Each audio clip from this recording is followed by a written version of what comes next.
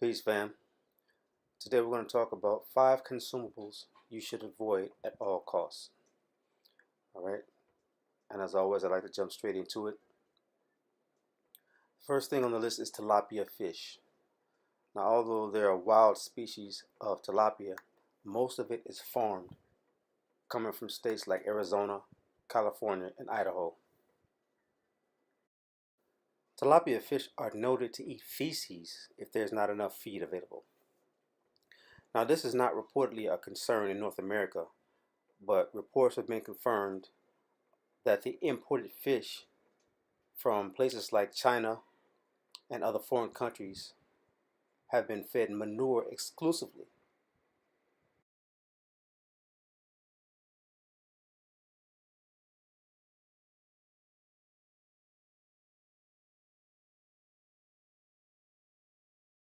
This is basically where wastewater treatment begins. We have about 300,000 tilapia and carp in here, right, to get rid of a lot of the particulates.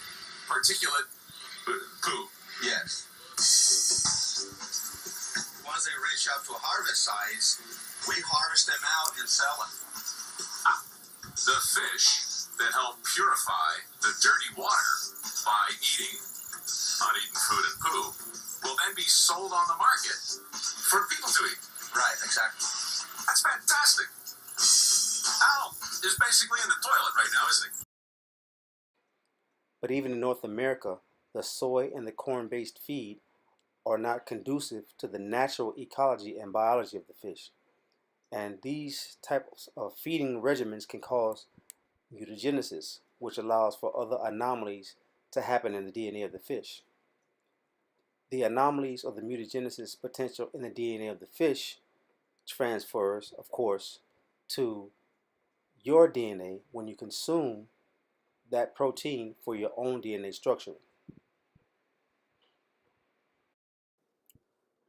Second, we have yellow prussiate of soda, which is an additive placed in a lot of salts, supposedly as an anti-caking agent, meaning it's supposed to keep the salt from clumping from moisture. Now, this is a cyanide, and it's regarded to have low toxicity, which, is funny to me because it's still a toxin by admission. Further, if it's consumed with an acid, it forms a hydrogen cyanide, which is a straight poison. So if you eat an orange with salt that has YPS in it, you can potentially form this gas within your own internal system. Now, the tricky thing about yellow prussiate of soda is that if you don't really know to look for it, it's very easy to overlook because you wouldn't think that a simple table salt, needs any additives, and consequently you may not notice it as an additive in your salt product.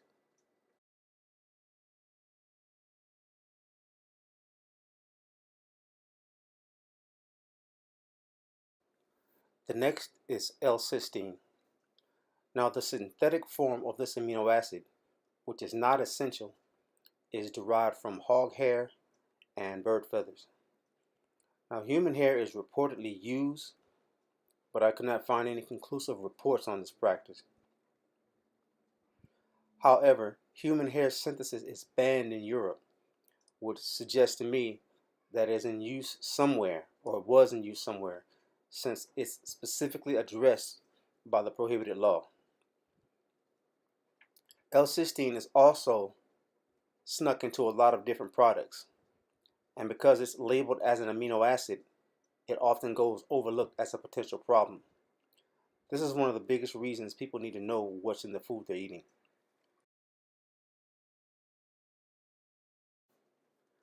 Calcium carbonate. Now, this is in a lot of things as well. Soy milk, antacids, coconut beverages, etc. Calcium carbonate is sourced from rocks, which are basically ground into a fine powder and put into the foods. It is used in some medicinal preparations as well. And it says right here that excessive use is hazardous. And the word excessive is a relative word, which means it basically has no definite meaning other than to suggest that there's an actual standard consumption level that is acceptable. That is the debatable part. I would never recommend any inorganic calcium, any synthetic calcium. Only organic calcium, such as that calcium which is found in green vegetables and plant foods. Certain wines. Now you may not know it, but many wines contain high levels of heavy metals such as lead, mercury, and manganese. Now they call these THQs, or target hazard quotients. And I find it interesting that in all the studies I've seen, they failed to come up with a standard minimum safe level, which means to me that there is an effort to avoid liability for setting any level, which is an admission that the levels found are inherently unsafe. Now in the study of toxins, that's a red flag in my book. And also the listing of wines was a little unclear. It seemed to suggest that all makers have some sort of contaminant level of metals within the wines, but some had more than others. So that's up for further research. But there is definitely a link between heavy metals, heavy metal toxicity, in a lot of the wine that is produced in North America, and in also some French countries.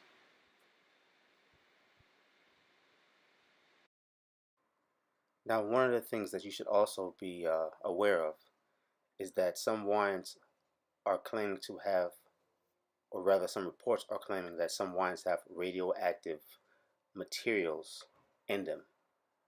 I haven't done any in-depth study on this. I just saw a few articles and I thought I would bring it to your attention. So until next video, peace. If this information has helped you in any way or you found it valuable, don't hesitate to subscribe.